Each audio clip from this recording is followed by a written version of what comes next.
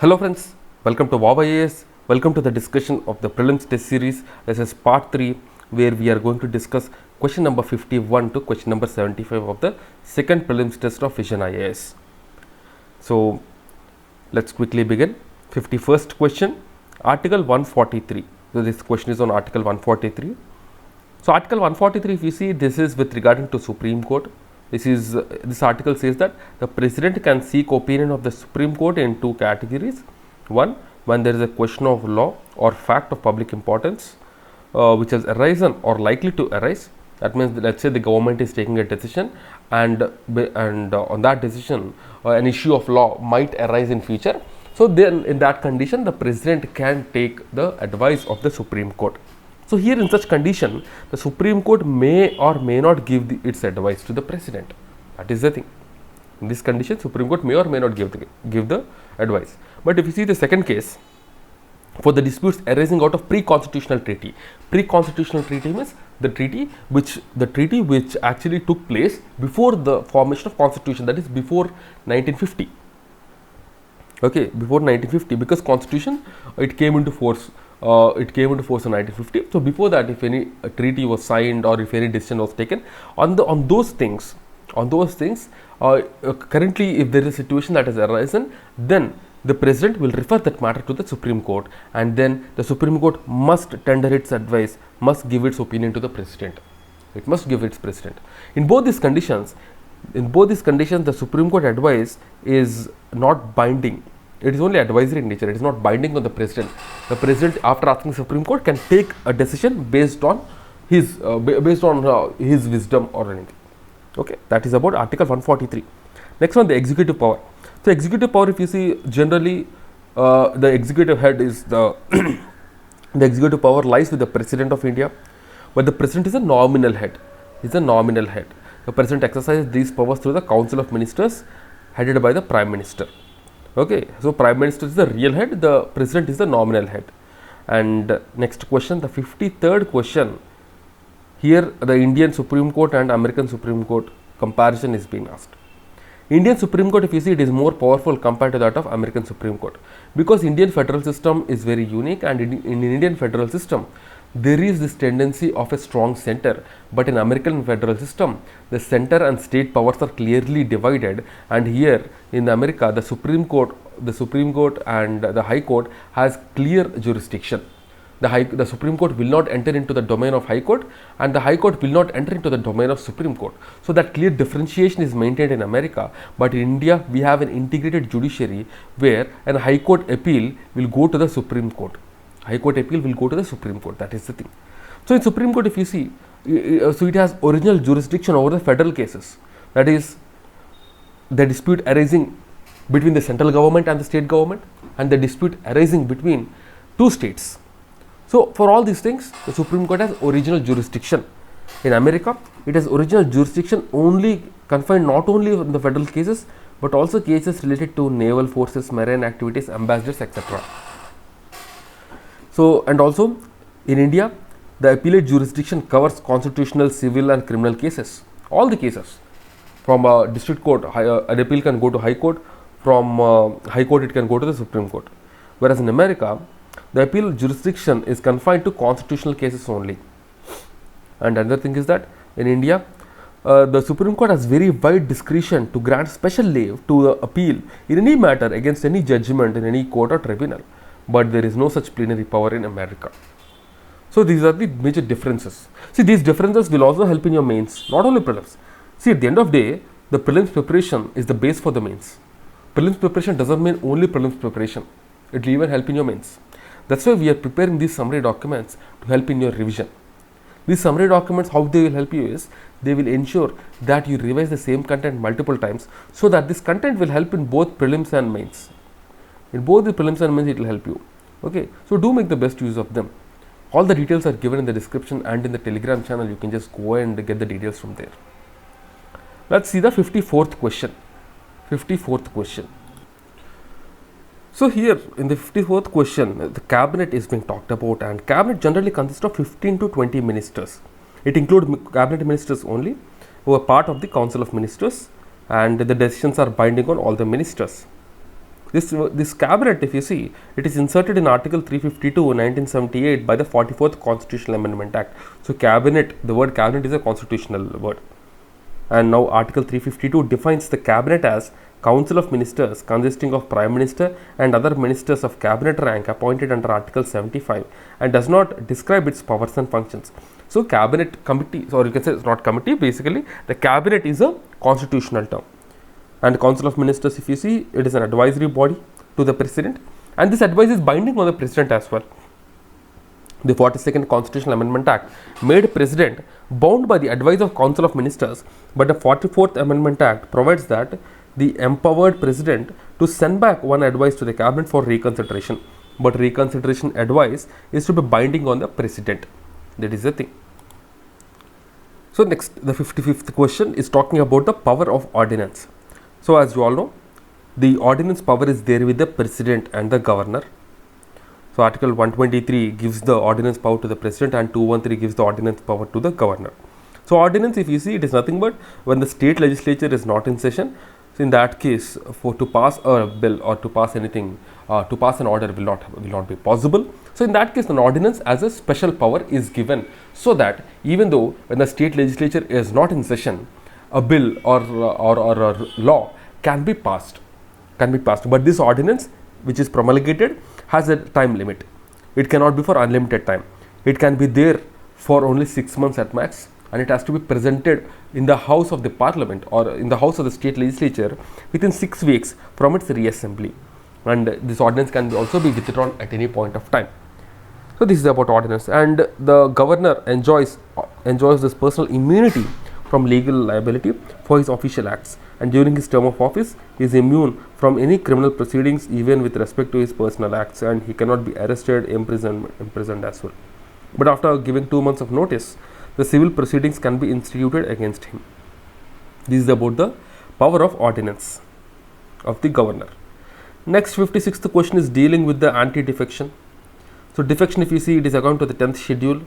A member incurs disqualification under the defection law if he voluntarily gives up membership of a political party to which he belonged immediately before elections, if he votes or abstains from voting in the House contrary to the direction given by his political party or the whip of his party, if any independent elected member joins any political party, and any nominated member joins political party after 6 months.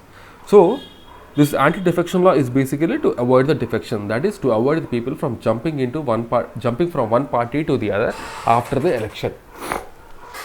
And the decision of the speaker is final in the anti-defection law. But this decision of the speaker is subject to judicial review, because judicial review is part of the basic structure. So this disqualification under this anti-defection law can happen under 4 conditions as it is given here. So if someone is giving up membership, if someone is voting against party's wishes, independent member joining a party, and nominated member not joining a party. Under all these conditions, a person can be disqualified under the anti-defection law. Next, election to the cooperative societies. Superintendence, direction and control of preparation of the electoral rolls and conduct of election to the cooperative society, it shall vest with any such body as may be provided by the state legislature. So state legislature will ensure who will conduct the elections, and the cooperative board shall consist of such members of directors as may be provided by the state legislature, but a maximum directors to a cooperative society shall not exceed 21. Because these days, last year, because of the Gujarat High Court judgment, the 97th Amendment Act was in news, and cooperative societies were in news. So any question with regard to this cooperative society is important for us from the examination point of view.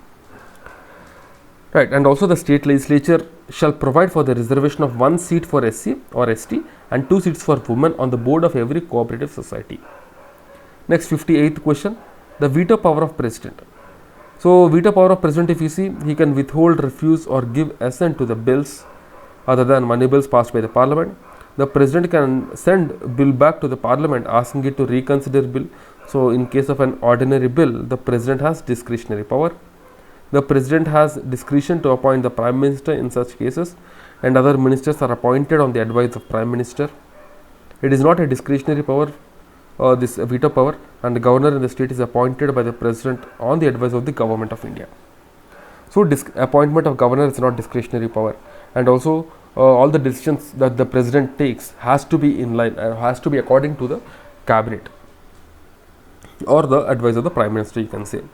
So the discretionary powers of the president are limited. The discretionary powers of the president are limited, but compared to that of governor, the president has even less discretionary powers. The governor has more, because for president's rule, for suggesting the president's rule, and even for other things like in simple words, you can say choosing the government when there is no clear majority. In all these conditions, the governor has more powers. 59th question deals with the plenary power of parliament. So this plenary power of parliament is not absolute in nature for whole or any part of India. For example, governor is empowered to direct that an act of parliament does not apply to the scheduled areas in state, or apply with specified modifications and exceptions, and president can make regulations for peace, progress and good government of 4 union territories: Andaman and Nicobar Islands, Lakshadweep, Dadar and Nagar Haveli, Daman and Diu.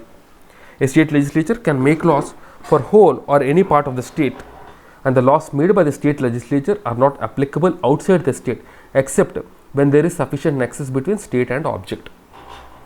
And coming to the 60th question, this is with regard to the Supreme Court's power as a court of record. Supreme Court has 2 major powers. All the judgments, proceedings and acts of the Supreme Court are recorded for the perpetual memory and testimony, and they can be used whenever it is needed. These records are admitted to be evidentiary value, and cannot be questioned when produced before any court.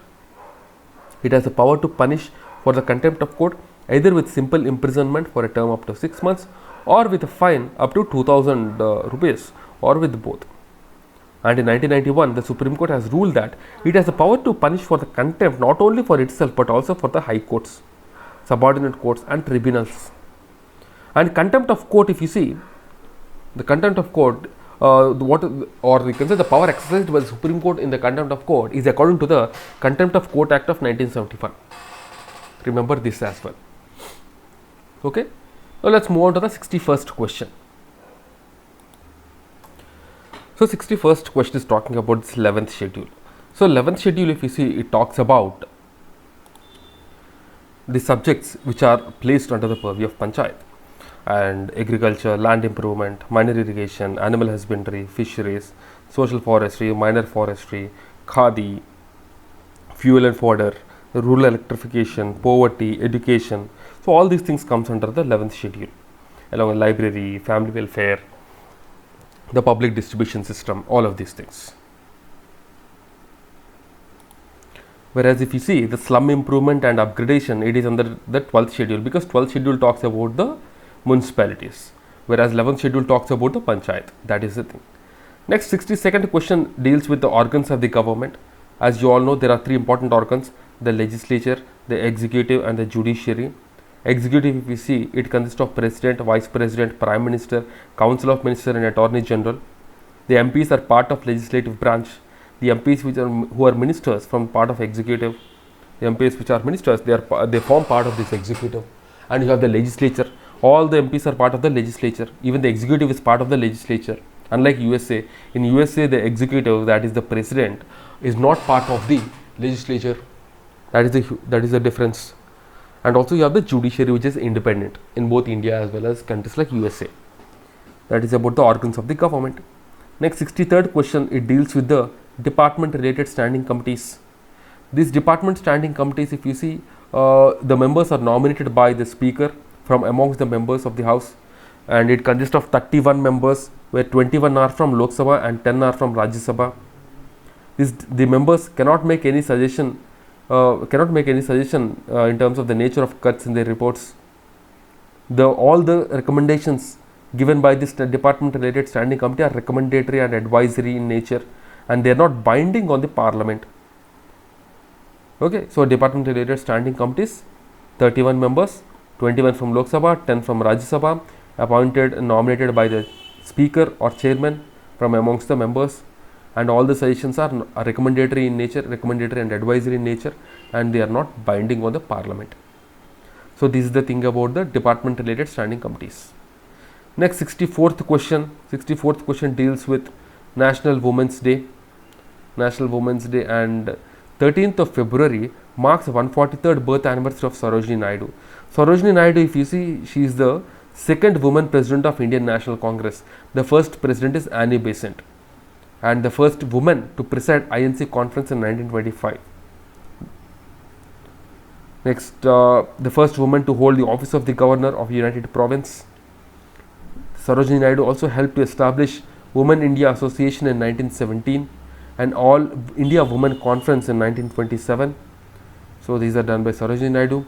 And Sarojini Naidu, if you see, she supported the Lucknow Pact and took part in the second roundtable conference in 1931 along with Mahatma Gandhi. Mahatma Gandhi took part in only one roundtable conference, that is the second roundtable conference, whereas Ambedkar is part of all the three roundtable conferences. Literary works of Sarojini Naidu, if you see, the Mater Munir in Persia, the poem Bird of Time 1912, the Broken Wing 1917, all of which she dedicated to her Muhammad Ali Jinnah. She dedicated to her. So these writings. Song of Palanquin Bearers in 1917, The Feather of Dawn 1961. So these are various literary works of Sarojini Naidu. Next, 65th question, it deals with Saint Gagde Baba. 23rd February is his birth anniversary.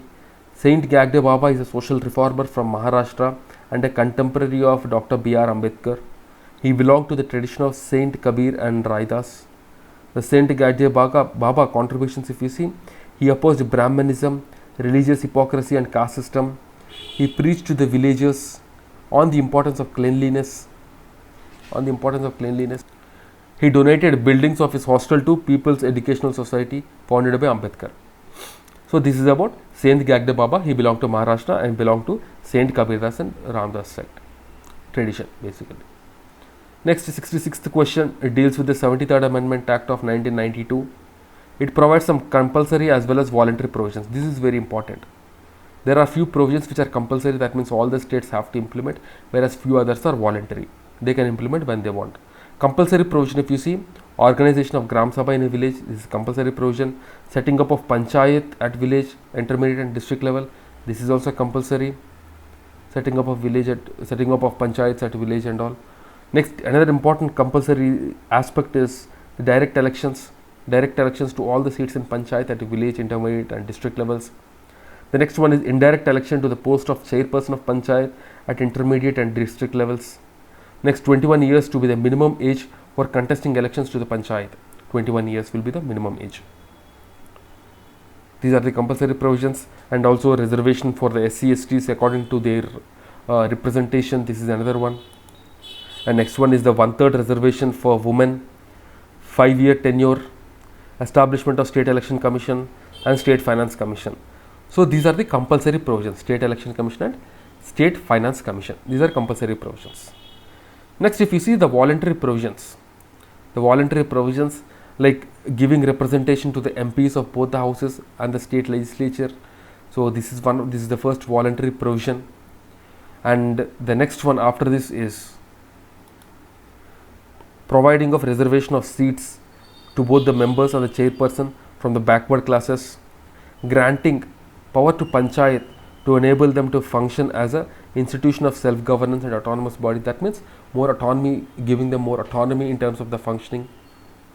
Next one is devolution of powers upon panchayat and prepare plans for the economic development and social justice to perform some or all of the 29 functions given to them under the 11th schedule. Just now we have seen the 11th schedule as well.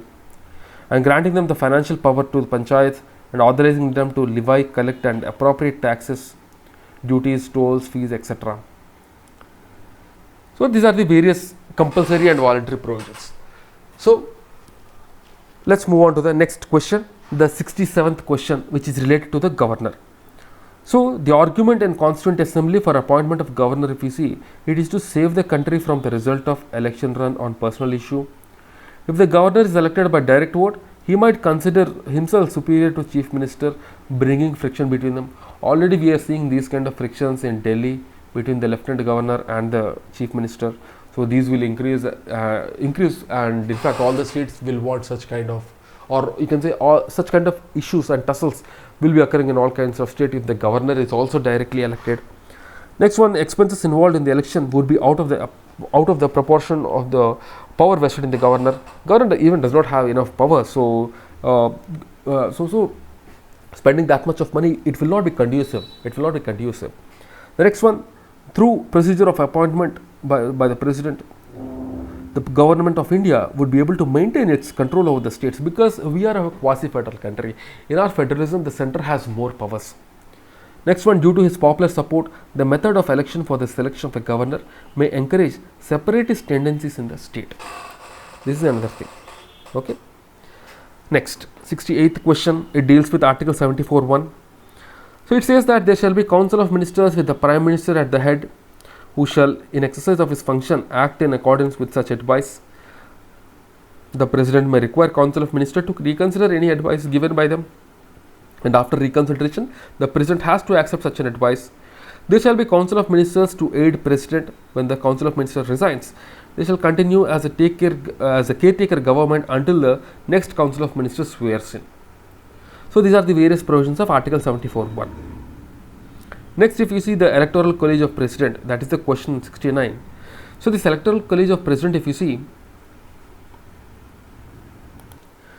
the elected members of both houses of parliament, the elected members of legislative assemblies of the state, the elected members of legislative assemblies of Union Territory of Delhi and Puducherry. So all of these people are part of the electoral college of the president. However, the most important thing you have to notice that the nominated members of the parliament, they do not take part in election. The legislative council members, they also do not take part in the elections. So remember these two things. But during the time of impeachment, the nominated members will be part of the elections. Not election, but voting during the impeachment of the president. That is the thing about electoral college of the president. Next, 70th question, the parliamentary privileges. So parliamentary privileges, if you see, the MPs, so there are various privileges for MPs, MLAs and even the president. For the MPs, if you see, they cannot be arrested during a session and 40 days before beginning and 40 days after the session ends. But this is only in case of the civil and not in criminal or preventive detention cases. So for all the civil cases, an MP cannot be arrested. But so MP generally cannot be arrested. The permission of the speaker has to be taken, and before 40 days from the beginning of session and after 40 days from the end of session, he cannot be arrested. But this is not applicable to the criminal cases, and no member is liable to any proceeding of any court or anything said by him in the parliament, and the Lok Sabha speaker has the final powers in deciding whether the matters of breach of privileges by the members of Lok Sabha. The same is performed by the chairman of Rajya Sabha. Okay, so this is about the privileges. Next, 71st question is on the president again. So here it says that the constitution does not specify the strength of the High Court and it leaves to the discretion of the president, and the president determines the strength of the High Court from time to time depending upon the workload. Even if you see the Supreme Court judges, there is no fixed strength that is given by the constitution. When and where the need arises, the constitutional amendment will be made. Though it is given, the number is given, the amendment will be made with a simple majority, and then the number of judges will be increased. So recently we have seen the judges of the Supreme Court strength has increased to 34. Even in the same case with High Court is not even mentioned anywhere in the constitution. So it is directly at the discretion of the president, and the the selection of judges to the High Court and Supreme Court is done according to the second judge's case. Now let's see the 72nd question. So the 72nd question deals with the Indo-Oman exercise Eastern Bridge 6/2022. It is an Air Force exercise between India and Oman. It was conducted at Air Force Station Jodhpur. Eastern Bridge. Next, 73rd is about the Vice President. So Vice President, if you see, he will be the acting President when the President is not in office, and he enjoys all the powers and privileges of the President, because President being the head of the state has more powers. So while acting as the President, the Vice President in fact do not perform the duties of Vice President. He will only be the President, and then while the Vice President is acting as the President, the Deputy Chairman of Rajya Sabha will be acting as the Vice President, and he will be presiding over the Rajya Sabha. So this is about Vice President. Next is about the PISA Act, the Panchayat Extension to Scheduled Areas Act. So PISA Act is according to Article 243M. It exempts 5th schedule areas from Part 9, but Parliament is empowered to extend the provisions to the scheduled and tribal areas by the law without an amendment to the constitution. No constitutional amendment is not needed. So then the PISA came into picture. The Panchayat Extension to Schedule Act of 1996. It is called the Constitution within a Constitution, as it extends provisions of Panchayati Raj of the Constitution to 5th schedule areas of 10 states under the Clause 1 of Article 244 with certain modifications and exceptions. The 10 states are Andhra Pradesh, Chhattisgarh, Gujarat, Himachal, Jharkhand, MP, Maharashtra, Odisha, Jharkhand and Telangana. And the nodal ministry for the implementation of this PISA Act is the Ministry of Panchayati Raj. It is not any other Northeast minister or anything. It is the Ministry of Panchayati Raj. So this is the 74th question, and let's see the 75th question.